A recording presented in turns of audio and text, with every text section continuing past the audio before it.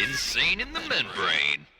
Hello and welcome to another edition of your favourite podcast, Insane in the Membrane, with me, Rich Wilson. And this week I'm joined by brilliant comedian Ian Smith. Hello. Hello. This is the best intro to a podcast I've ever heard. It's like on radio where you do it over as it fades down. Oh, it's beautiful, isn't it? This is all. I like this it. Is why. This is the benefit of having a decent producer like producer Paul, who just puts these things in line. It makes me look brilliant. People go, "Oh, Rich Wilson. Yeah. Rich Wilson's got it going on." It's like, no. It's people around me that have got it going on, and I just bumble into the frame that they've put together and go, "What are we doing?" And they go, "Just point at that." I go, "Okay, hello." Anyway, giving away all the secrets. How are you? Are you all right? Yeah, good. I'm quite cold. Oh yeah. At the time of recording, just in case this goes out in summer and everyone's like, "What are you on about?" It's taken a turn, hasn't it? It has gone chilly. Yeah. I got friends of mine in Manchester that have sent me photos this morning of snow. And they're like, and I think I've just upset one of them because they showed me it, and I went, "Well, it's not very John Lewis-esque." And he went, "What do you mean? I live in a shithole?" I went, "No, I didn't. I meant it's the amount of snow, not that you live in a dump." Yeah, I'd prefer snow to this. At least snow kind of looks magical. This just feels horrible to go out in. Yeah, that's it. Yeah, it's like when it rains and you go, "Oh, it's just water." We go, "Yeah, but I didn't get dressed in the shower, so why would it be all right to stand in it?" Where are you at the minute? I'm in the new flat that I'm renting. Nice. Just moved like a month and a bit ago, and it's all single glazing. Oh God. Which I haven't had before for a while, so I'm really, it's a big adjustment in my life. Yeah. Oh mate, and is that still up where are you? Because you're from Goole originally. Yeah, but I've been in London other than like the pandemic. I've been in London for like 15 years. Right. So I'm between Peckham and East Dulwich at the minute. Yeah. Yeah, if you wanted, I don't know, if I had a stalker and they wanted to track me down, they could probably have a good stab at it from just equal distance between East Dulwich and Peckham Rye train stations. So just hang around if there. anyone wants to have a go, just hang around by the Tesco. You're bound to pop by. Yeah. You're smashing it at the minute, mate. I've seen, it's really good to see the podcast with Amy's doing really well. You're doing really well. It's nice, man. It's not. I'm enjoying. Yeah. I mean, I was with Javier Hakim last night, and I saw that he's just done a show off Broadway. It's just really nice to see good people doing well. How are you finding it? Yeah, it is. Like, comedy can be so so competitive, and it can make you very bitter. So it's nice when people you like and people who you gig with and they're nice and they're good fun. When you see them getting stuff, it's nice to be able to try and have a positive feeling for someone else, rather than just going, well, it doesn't affect me. Yeah, I find yes, that's the thing with comedy. If you let it, it can affect you a little bit. You can get a little bit sort of, oh, what, But I think having done it long enough now, I kind of come out the other side, because I had that time when I was a bit, oh, for fuck's sake. But you got to look at what you do have, and you go, oh no, that's all right. I'm having a nice time. Like I got to gig with Harry Hill last night, and you go, oh yeah, that's all right. Yeah, it's just it's such a like visual thing. Like success is so visual in comedy.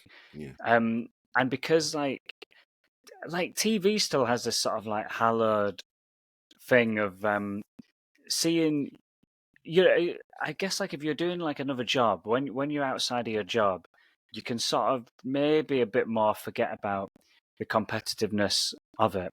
But if you want to do comedy or maybe bits of acting and writing, then everything on TV has been written or has like an actor in it. So there's always things you can look at and go, oh, I wouldn't mind doing that.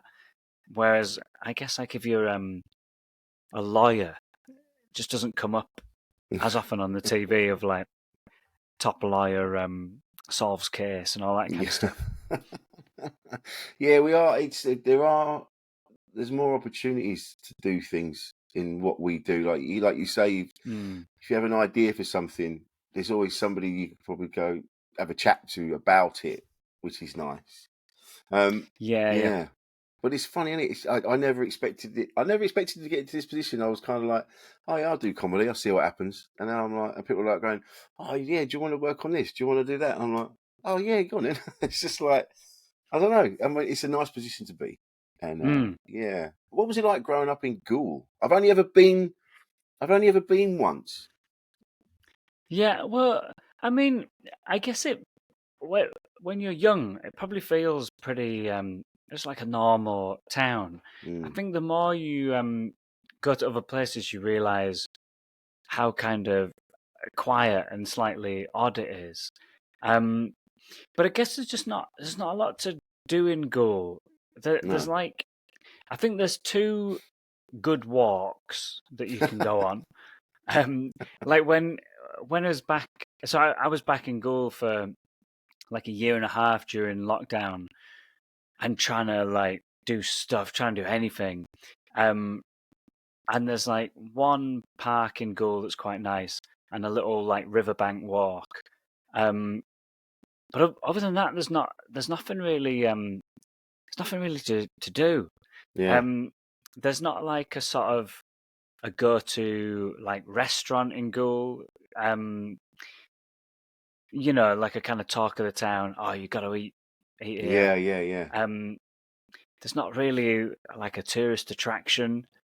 Yeah, like but it was nice. Like nothing to complain about. But I guess like it's hard when you move to London and go back that you can feel a bit like oh, why isn't there something going on?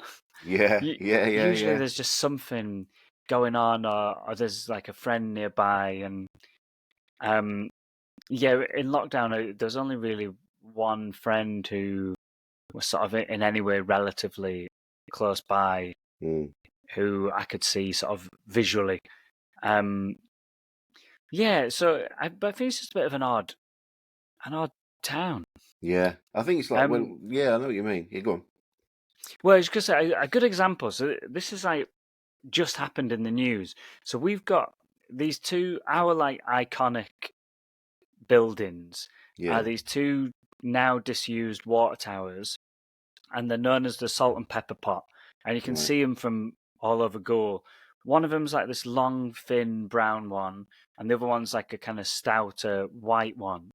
So I always assumed they're called the Salt and Pepper Pot because they look like salt and pepper, pretty easily definable. And for the 200th like anniversary of the town, they're going to release ceramic salt and pepper pots with salt and pepper in them. Right. So like, I don't know no one's buying them, but that's the council's plan. We'll make our own salt and pepper pots. And the council had a vote as to which one should have salt in and which one should have pepper in. And you're looking at them thinking, one's brown, one's white. One of them looks like a pepper grinder. But they were split 50-50. They couldn't decide. Because this council's so old, they predate pepper grinders, apparently. Right. Pepper grinders weren't a thing back when these people were alive. Yeah. So they had to make it into a town-wide vote. So Goole had like a referendum on which one of 2 buildings should have salt in and which should have pepper in if they were to be made into ceramic salt and pepper pots, like fucking Brexit. So right. Yeah, I don't know. It just seems to sum up what a weird town it is. I think there's councils all over the place. Sometimes they have these weird. It's like the roads are fucked and the potholes need sorting out. They go, yeah, but we need to commemorate this weird thing, and we're going to do it with this in this weird way. But because it's a committee, we can't just go, we're doing this. We all have to vote on it, and everybody has to have their say. It's just like you just said, it's there, it's right in front of you. What are you arguing about? Yeah, it made it into there was like a Guardian article, and there's like news articles from like Australian media, and everyone basically looking at it going, "That one's fucking Pepper, you morons! What are you talking about?" So yeah, the times we've made it into the Guardian or national newspapers have always just been weird stories. It never paints a town in a good light.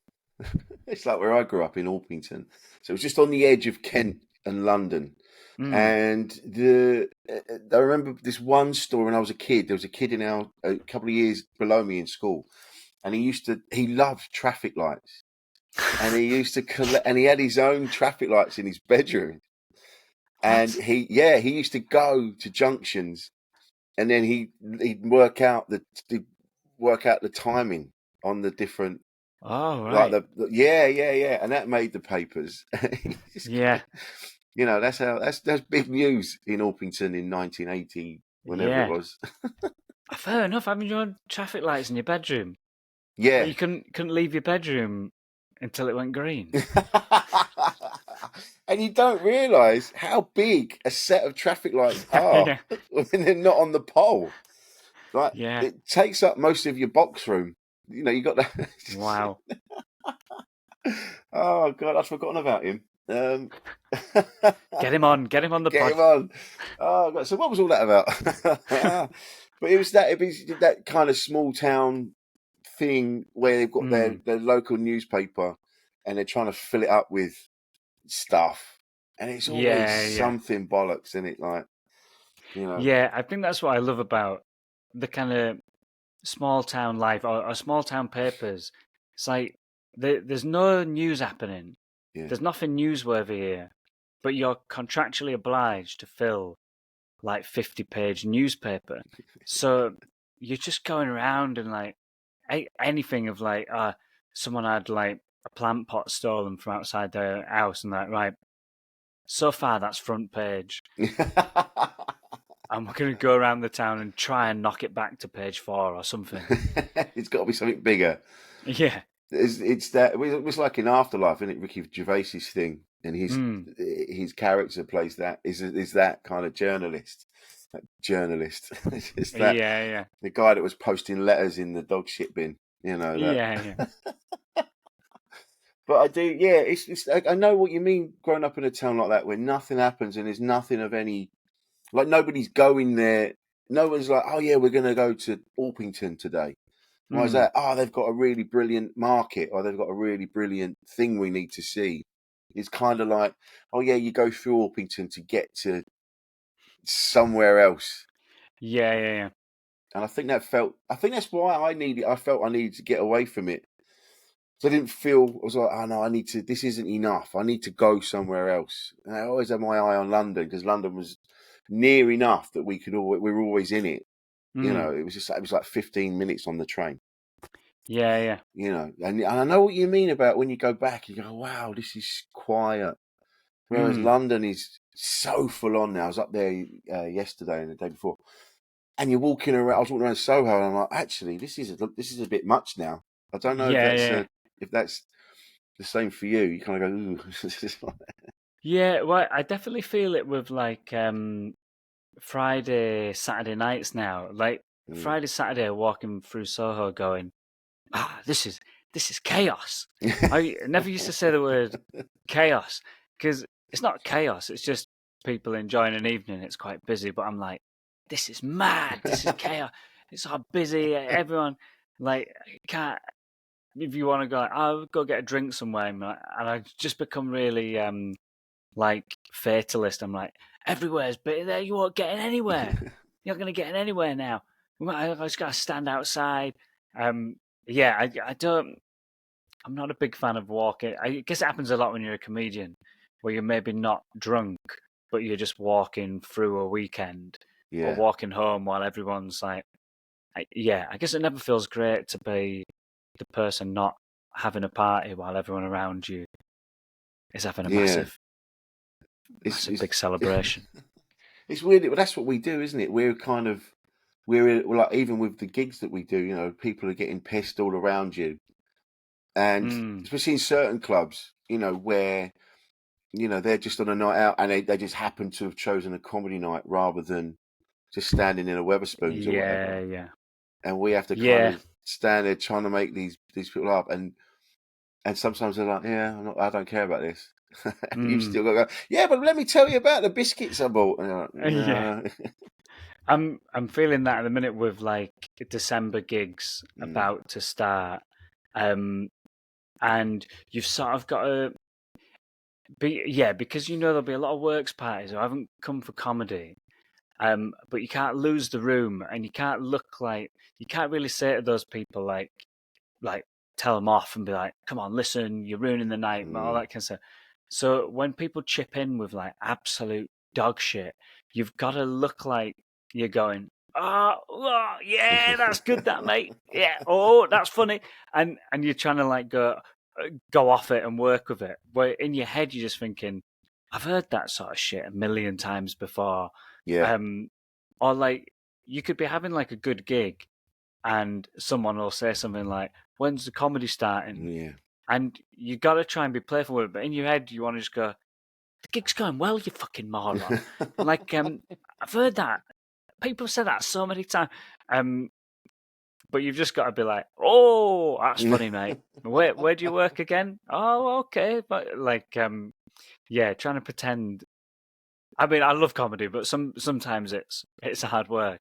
But you've always just got to pretend like this is the craziest, funnest gig you've ever done. Just trying to keep everyone on side so you can get through it. Yeah. I tell you, I stupidly said the other week that, do you know what? Christmas gigs aren't what they used to be. The last few years have been all right. And the very next day, I had a proper wanky gig where they were just feral, and you're going like, what is wrong with you? It was like I hadn't even started yet, and I was emceeing, and I had to just like stop the gig and just go, listen, this is not going to work. You need to shut up, and you need to shut up. They weren't even like, the show started, brilliant. They were like, just literally shouting, screaming, and you just got to stand there going, yeah. Some of it, some Christmas gigs are just like completely out of control. yeah. But yeah, I think I don't really believe in a higher power, but I think if there is one, it's probably just keeping its ears out for like that kind of stuff. Go, Rich Wilson's just said Christmas gigs aren't what they used to be. Let's give him an absolute nightmare now.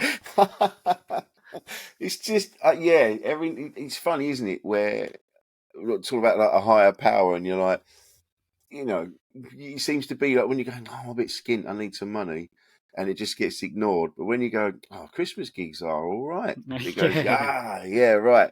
We're going to react to that. Fuck him and his money. We're going to fucking ruin his night. Yeah. People always say like pride comes before a fall, but there's no saying that as like a positive message for humility. It's not like pride comes before a fall, but humility comes before an eventual reward in your life. It's just basically saying, if you're cocky, someone's going to fuck you over. Yeah. And if you're not happy with your life, it's probably going to stay like that. Which would look really shit on a tea towel. Yeah. Not the inspirational meme that everyone really mentioned putting that up. Yeah.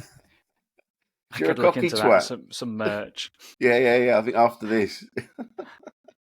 But when you're on tour, there's your quote. Yeah.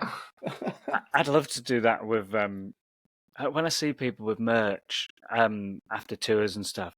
I've always wanted to like have some completely bizarre merch, but I don't know if the joke's worth me spending like £400 on tea towels with like that written on it.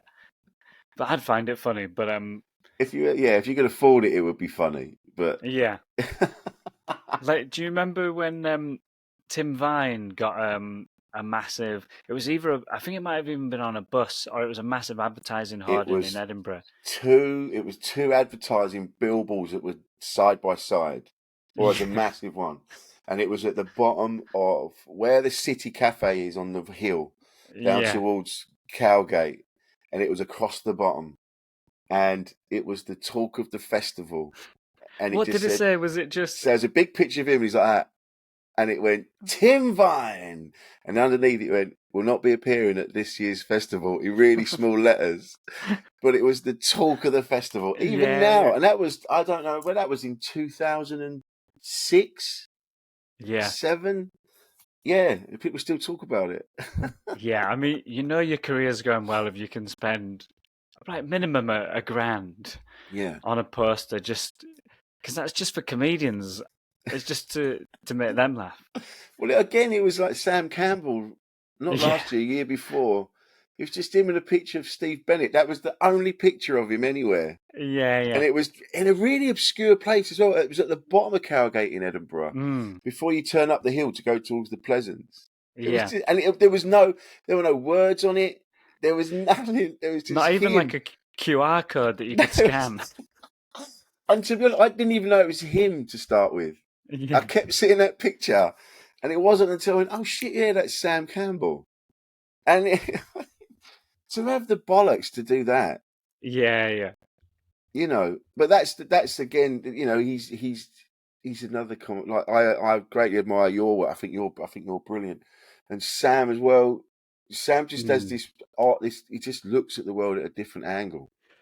Yeah. I think it's really Yeah. hard to. I think some people come along in comedy that just naturally think differently to other people.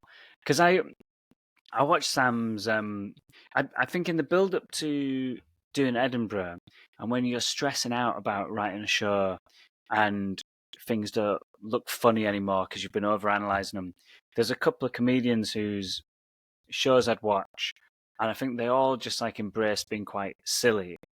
But I'd watch the show that Sam put up on YouTube. Just I really love his stuff, and you just think this is so silly, but it's also like it's really good observational stuff. Yeah, yeah, I think he's got stuff that that Seinfeld would have done. Like it, he really kind of lists out observations, and he almost sounds like a mixture of like Donald Trump and Seinfeld, like the weird kind of inflections and the way he talks, and would just kind of remind me to be like, yeah, comedy's supposed to be like fun and silly, yeah, but I don't think anyone else can think like him. Like he's just got such a left field way of coming at observations. yeah, You just kind of have to accept your brain doesn't work in the yeah. same way as other comedians. I think that's it. And I watch people. I remember watching you. We did that gig on the mobile cinema. Oh yeah. And I remember watching you, and you were just in the moment, and you were mucking around with the fact that it was on a weird angle, and you were just. And I remember that's the time I was sort of watching. I was like, "You've got funny bones. Like you're just a funny person." And you're right. And watching it, I was like, "Oh, I need to be more like that." And you go, "No, but you are. You're funny in your own way." So watching someone like you, it's like that's what you do. You're that person. Yeah, yeah. I'm a different person. And watching Sam as well, and I watched him do this bit, and he went on this mad tangent, and then the bit, and then he goes, yeah, and he goes, and I was just staring into a shovel, like it was buying a shovel or something like that. Yeah. And it was this whole massive story, and he went, yeah, and I was just staring at my reflection in a shovel, and I fucking died because it was so out there. And I think that's it. Adam Bloom talked about it the other week at a seminar I went to see. He talks about it in his book as well. Like being you is enough. Like it's all real. Like you admire other people. Oh, I wish I was more like that. Wish I was more like that. But you go, no. You're good enough at what you're doing. So embrace that. Yeah, I think like you always take stuff, especially when you're starting out. You watch so many people and kind of go, "Oh fuck, that's what I want to do. I want to do this," and sometimes it drags you in one direction, but I feel like it always like filters out, like Yes. and then like you're panning for gold or whatever, where you have all this like shit that you've got from other people and all these ideas where you're like, I want to be like Sam Campbell or Tim Key or this person, or like I want to improvise more, I want to do that. But eventually you sort of try those things and then you get left with like kind of what you had before, but with little extra. We're like, I'm still the same person, but I'm a bit more in the moment, or Yeah. I try and think of like the second thought on a subject rather than the first one, and try and come at it a different angle or something like that. But yeah, it is hard not to look at someone else and think, I love what they do. But Yeah. but I think it's just because you look at yourself and your own stuff all the time that I think maybe this is just me, but I think to me I'm the most boring person on the planet because just existed within myself and looked at my own face so many times that I just look at myself and go, "Oh, fucking dull, uninteresting face. I've got no, I have a personality. I've got nothing going on. I've got nothing to talk about." But you have. It's just like Yeah. it'd be weird if you were waking up in the morning going, "Wow, I surprise myself every day with all these nuances to my personality." You're just sort of bored. I mean, we've met those people, and they are assholes. It's just Yeah. people to wake up and are pleased to see themselves in the mirror. Yeah. You again. Oh, it's you again. Yeah. Yeah, it's nice when people are confident and feel good about themselves, but yeah, there's a certain degree where you're like, I don't think you're a good person. Yeah. Yeah, yeah, you kind of go, no one. Yeah. There's a fine line in it. You can tip over into cunty very Yeah. easily.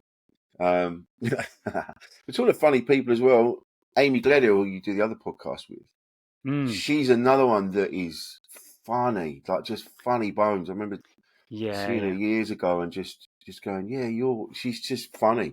And so the two of you together really work really well.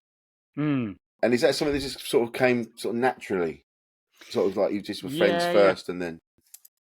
Yeah, well, like, it kind of happened because a couple of Edinburghs, we would stay with another comedian called David Callahan, Right. who's, again, really funny and really, like, naturally funny and silly, like, conversationally. And the three of us in particular, I think, would kind of stay up and be chatting. And the thing I loved most about those Edinburghs were those moments at kind of like 11 o'clock to 1 o'clock in the morning where your gigs are finished and you're just sort of chatting, trying to make each other laugh. Yeah. And I've been thinking of like, wanting to start podcasts and stuff. And I thought, well, I don't want to do anything forced. I want to do something with the people who I really enjoy talking to, and I think that'll be contagious. Yeah. So me, Amy, and David did a kind of pilot years ago, and like various stuff kind of got in the way, and then there's pandemic and everything. And when we pitched it, like me and Amy were both in London, and it kind of made sense for us two to kind of do it in person together. But yeah, it did just come from thinking, really love like chatting to Amy, and making each other laugh. And I think if people will enjoy that sort of contagious fun of going, these people actually like each other and they're friends. They haven't just been like, I think some like comedy networks or whatever, they'll kind of go, oh, we want to do a podcast about relationships or money or something, and they just put like two comedians together, and you think that's never going to work as well as if they're not friends. Yeah. But and Amy's such a generous laugher. She makes you sound like you're the funniest person on the planet because she laughs like so much. But yeah, she's definitely someone who, like, I directed Amy's debut show, and you sort of don't need to do too much. You're basically discussing like the show with her, but she's someone who I think just has so many like naturally funny stories in her life that she doesn't really need to try too hard. I think some people really need to work and craft their material. I'm not saying Amy doesn't do that, but No. she just has so much kind of natural warmth and humor. Yeah, I think it's that, like you said about chemistry, that's so important. There's a few that I've listened to, other podcasts, and I'm just like, Oh God, they're Mm. too busy trying to talk over each other Yeah, yeah. and get their bit over. Whereas you two have a really nice. It's a really nice thing that you do. Mm. It's a really nice chemistry. Yeah, and it's funny about that being. Like, I find what I had to learn as a comedian was how to tell a story, keep it interesting. I could always make people laugh, but especially with Edinburgh, we've got to it's got to be longer Yeah, yeah, material, yeah. and I think that's what I need. And I suppose that would be the same with Amy, and the same with you. You're good at you've got good stuff. You have to learn how to tell it in a way Mm. that people are gonna, be interested and go, oh yeah, that was a good story. Yeah, yeah. You know, Yeah, and I still like with this show as well. Um, I still feel the need to like force myself to do stuff that makes it more interesting. Like, because I did 3 shows in a row where I probably like went and did something, not just for comedy, but at the back of my head, hoping it led to something so that otherwise I felt like all I'd have to say is like, all I'd be doing is traveling to gigs and overthinking comedy a bit. So I went to Norway to like see the Northern Lights, and then had the next 2 shows all involve some kind of like trip somewhere. Like when me and my nice. brother going to Chernobyl, and What? my brother had like wanted to go to Chernobyl, and I thought, well, that'd be a really nice thing for us to do. But also in the back of my head, I was thinking, I'm surely going to get 10 minutes out of visiting Chernobyl. Yeah, of course. And like in this show, like I was talking about stress quite a lot. And I saw this thing of like this ultimate de-stressing experience that was smashing a car with some hammers and then driving over it in a tank. Nice. And it's in Slovakia, and it's for like 6 people minimum. And I couldn't find 6 people, and it was short notice. And Edinburgh was coming up, and I was like, I think I need to do something to like give this a bit more interest. But so I ended up going with my mate, who's my hairdresser, and Stuart Laws, who's directing the Oh show. yeah. But I had to pay like a decent whack of money to do it because it was like under the standard Oh minimum. yes, you had to cover up the fact that other people weren't there. Yeah, Ah. and I was just thinking like this the show's like getting there, but it maybe just needs like a big silly story and a way to talk about stress that isn't too like serious. But yeah, it's like a bit of a gamble in my head of going, this is going to cost a lot because I got to pay for an Airbnb and a tank driving experience for 6 people. Yeah. Even though there's only like 2 other people coming along. But yeah, I'm glad I did it. Otherwise, I think I would have been 15 minutes short on my show. I like that. See, that's a typical comedian. It's like, yeah, it was. Yeah, I know I spent all that money, but I got 15 minutes out of it. Worth every Yeah, penny. yeah, Worth every penny.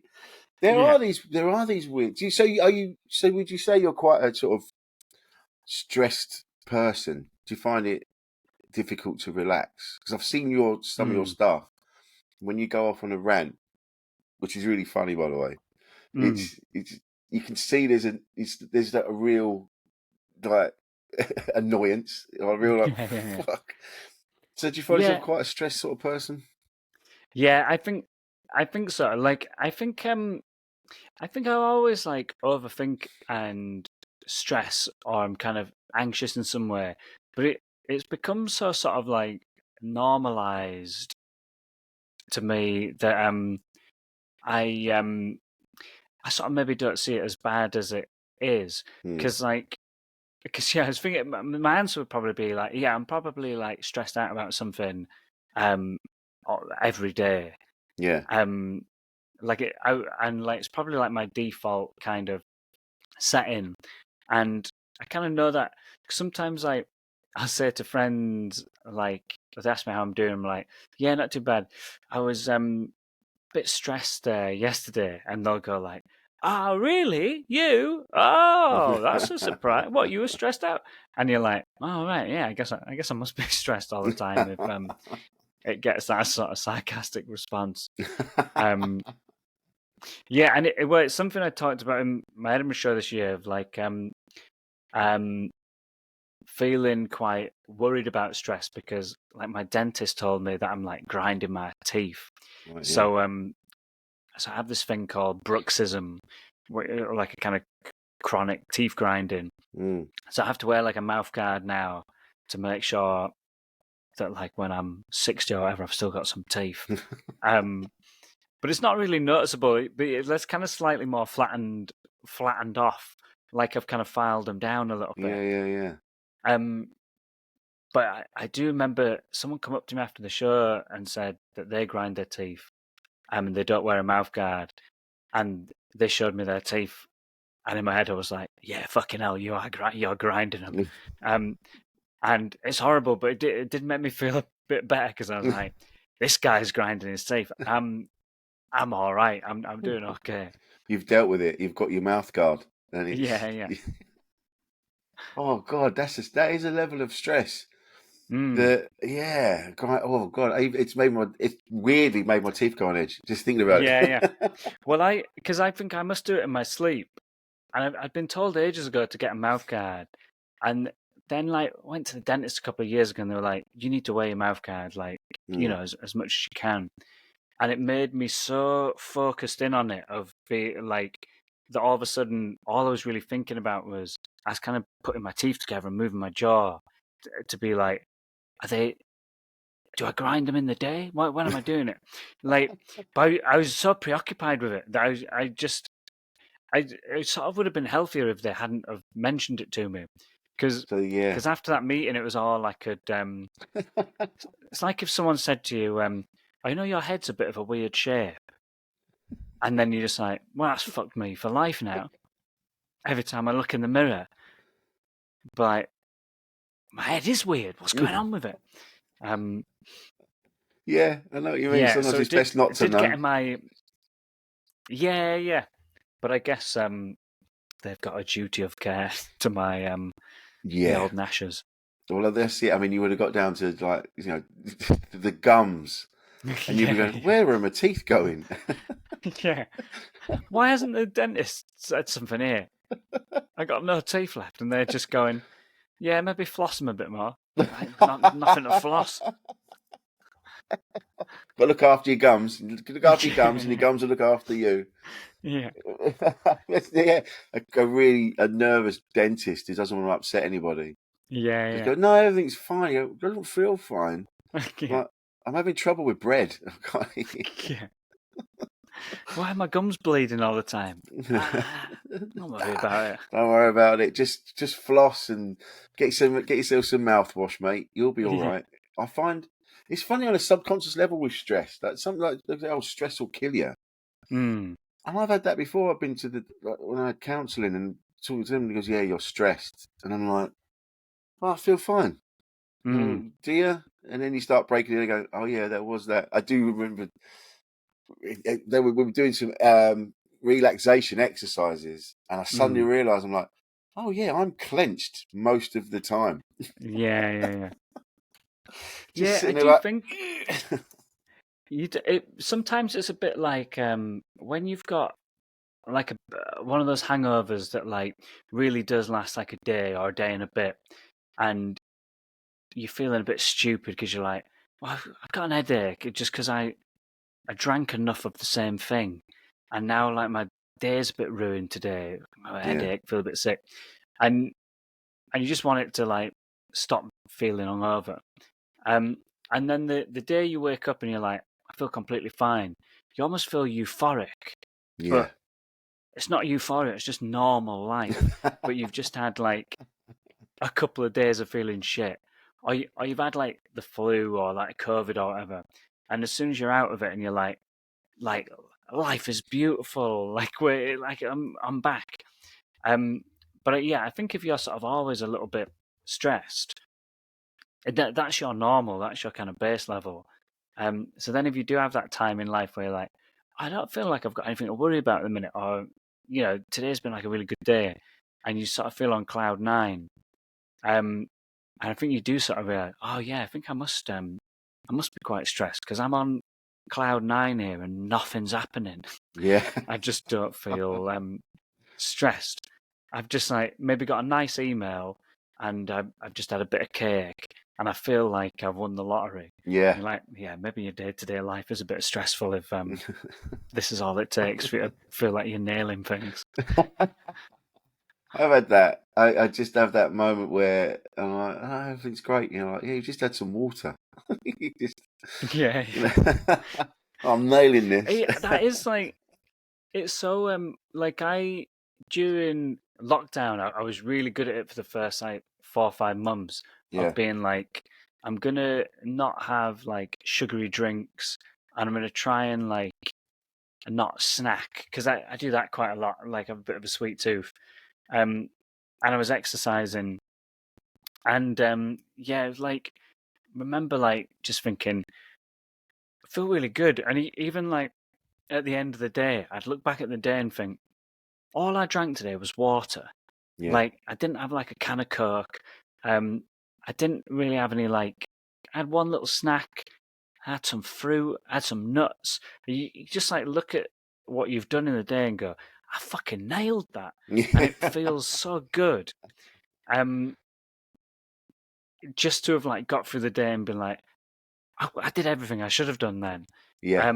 It is annoying how like eating well and looking after yourself, or even just like achieving something that you wanted to, makes you feel good. But it's so difficult to do it. Like it's so difficult just to have a. I don't think I can have a day where I don't like have a little snack or a like sugary drink or something. And yeah, if I do it for one day, I'm like, I'm fucking incredible. I just had nuts. I had nuts instead of a cake. I feel like a god. I have this thing where I'll have a good day and I go, and I can't help it. I just go, yeah, but it won't last. Tomorrow will be shit again. Like, just enjoy Yeah. this. Enjoy this. You've had a nice time. Like you say, you've managed to get through the day without eating shit. You got your admin done. You did whatever you needed to do. You've returned phone calls. You did your thing. Enjoy this. This is a nice moment. Yeah.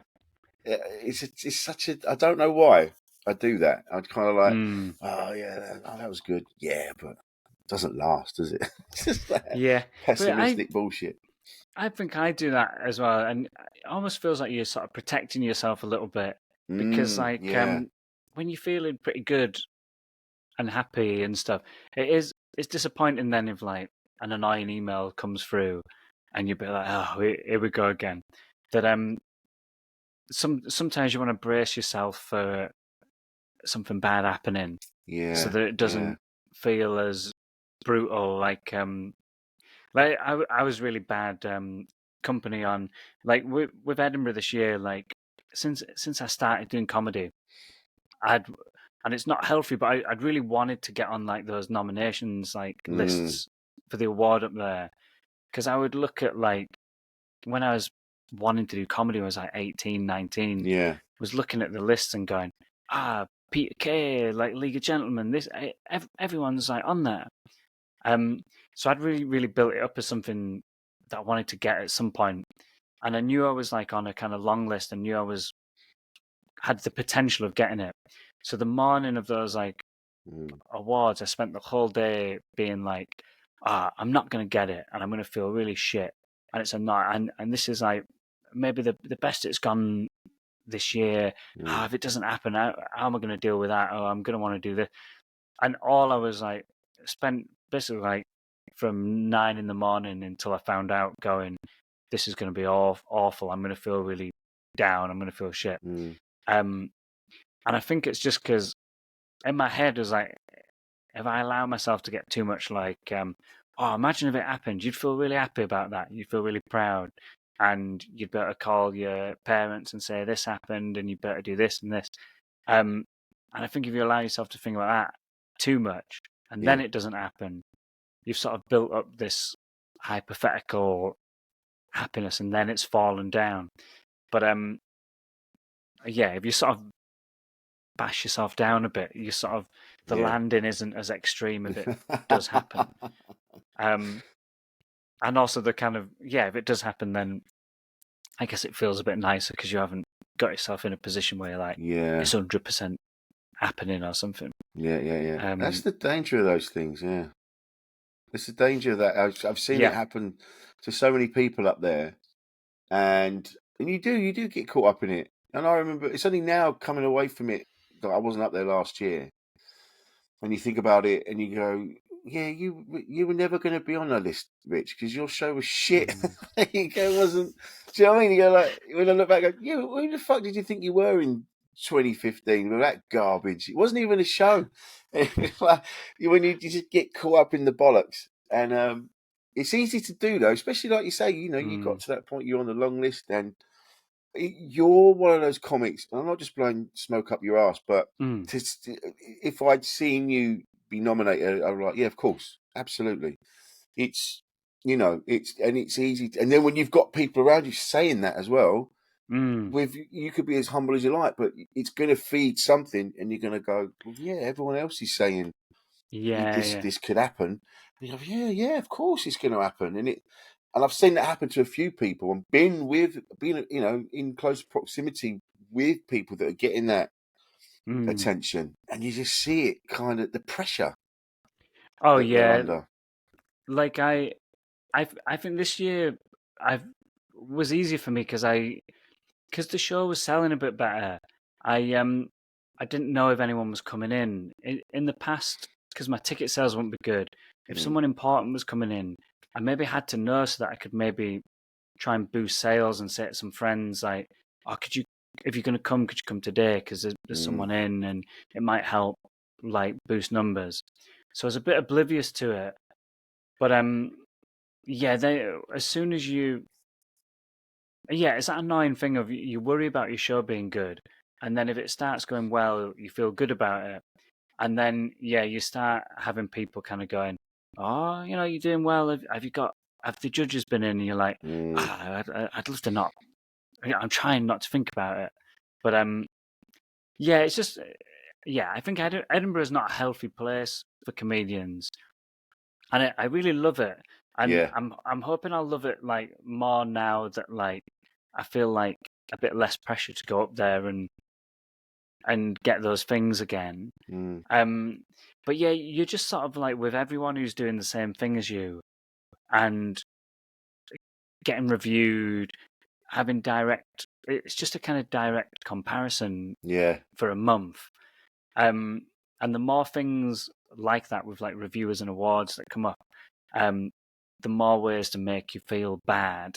And the money of it and all that kind of stuff. It's a real like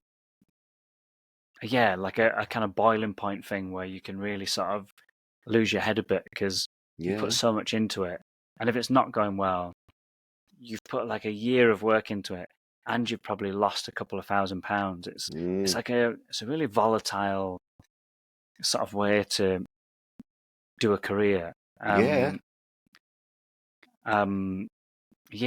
sure there are like equivalents in other jobs and stuff, but it does just feel like a mad way to put everyone in the same place. Competing and all that kind of stuff. It's like, isn't it? It's like that thing where if you're working for a company somewhere, and you're putting the graft in, and you're saying the right things to the people that matter and the people that can give you the promotion that you're after, and then just some dickhead gets it over you because he's mates with his brother or something like that, and you're like, fucking what? I just busted my ass for that. And it's like you say, there's a lot of pressure. You've worked a year on a show, you've put a lot of money into it, you've got like, oh, this is the best thing I've ever done, and then some dickhead tweets you, that was shit, I saw you today and you were shit. Oh no, oh god, and it just takes that 1 minute, that one moment to it all just comes crashing down around your ears. I got a 3-star review this year from the arts desk, who aren't, they're not like a big reviewer.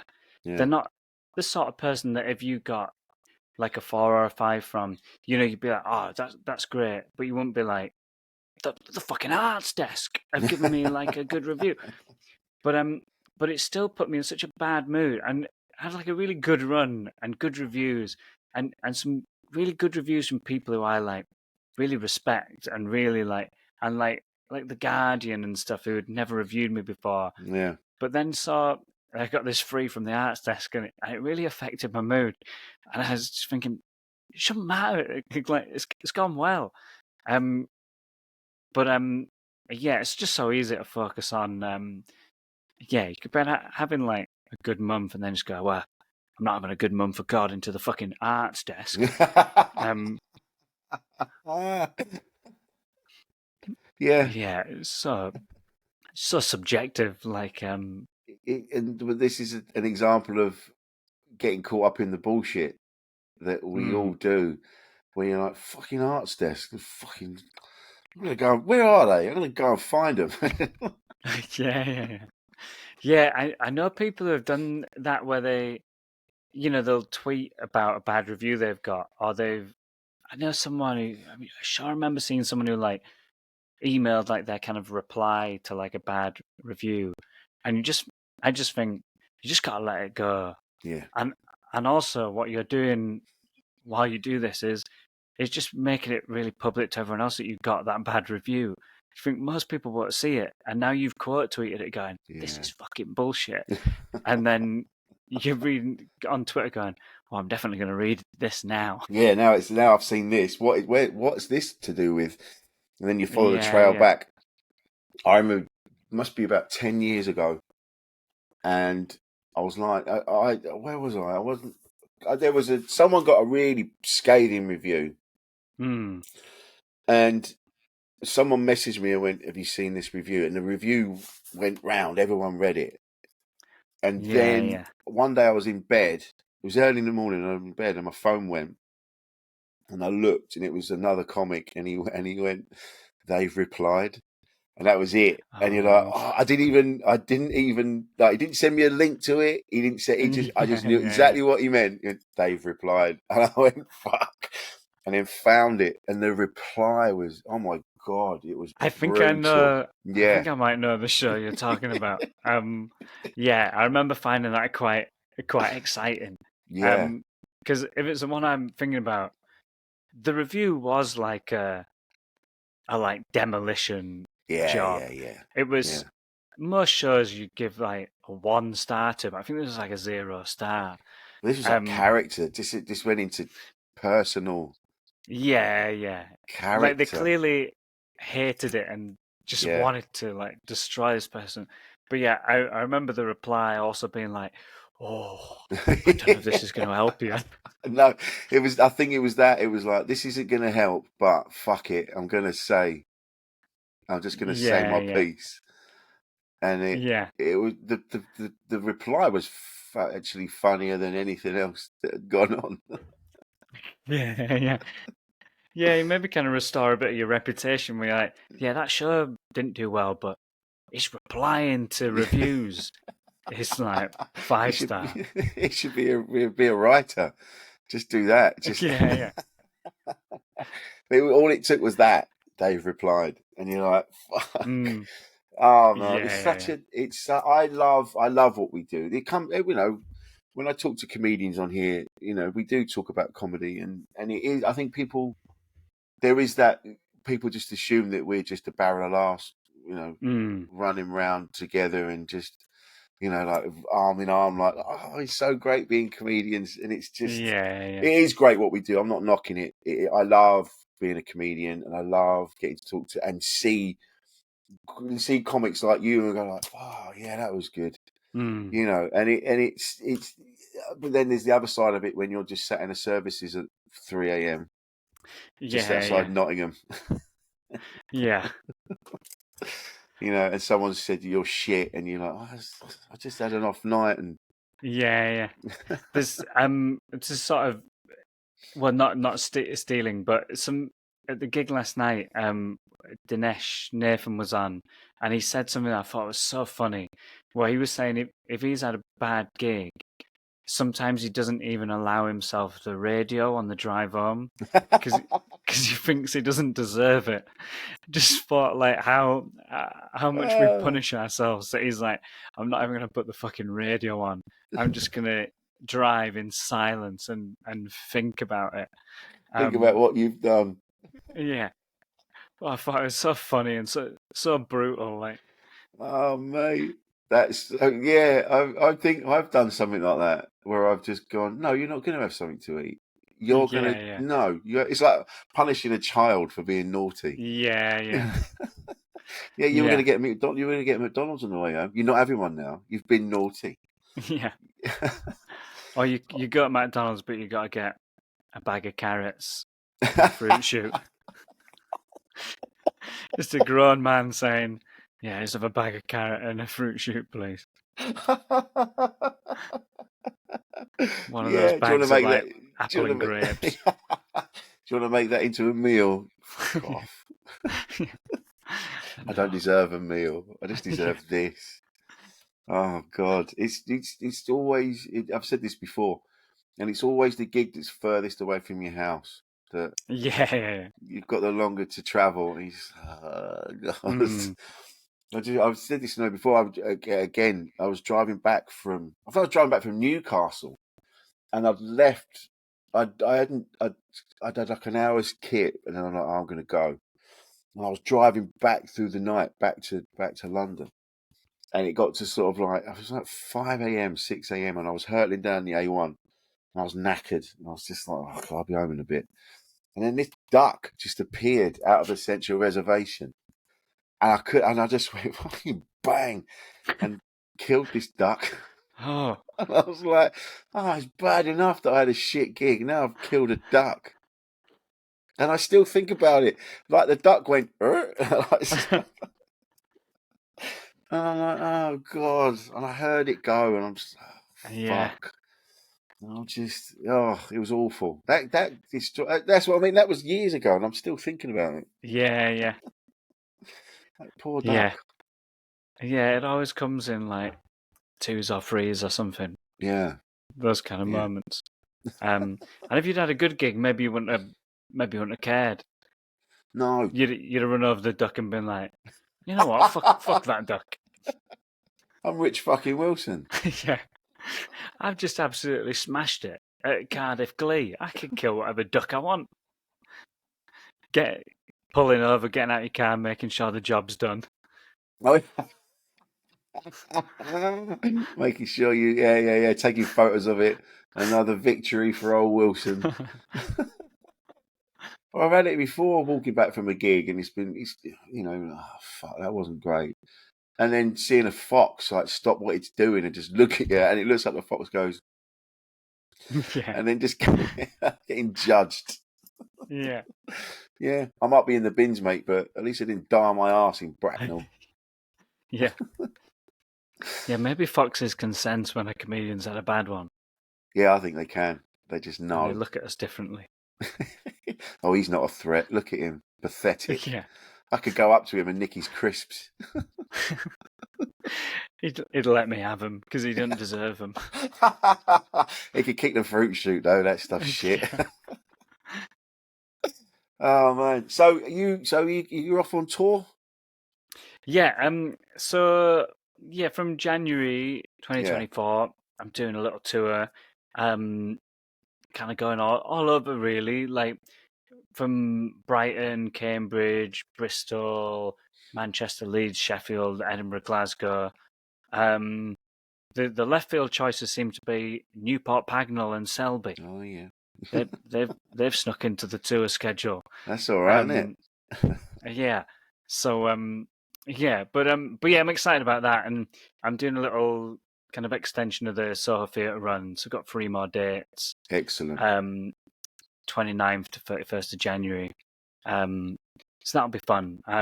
It's nice to get a bit of shelf life after doing Edinburgh and, not having to immediately move on to working on another show. It's nice to keep doing it. And I think I'm filming it at some point. Brilliant. To put out. So that's the plan really for next year. Yeah. Fantastic, mate. And it's good to see. Honestly, I'm not just saying it. It's really nice to see your success. You're a Yeah, top thanks, mate. comic, and it's been lovely to see you blossom and become Ian fucking Smith, duck killer, Yeah. fruit shoot swigger extraordinaire. Where can we find you on the socials? So like I think Instagram seems to be my main place at the minute, but everything is sort of at or / Ian Smith comedy. Yeah, it feels like everyone's sort of transitioning away from X, formerly known as Yes. Twitter. Yeah. Yeah, Instagram's probably the best place, and then I've got like the kind of links in bio type thing where I put everything up. Yeah, brilliant. Ian, this has been lovely. Thank you very much for talking to me. No, it's been great, mate. It's been great. So this has been Insane in the Membrane, and I've been Rich Wilson. This has been Ian Smith, and we'll see you next time. Insane in the Membrane. Excellent.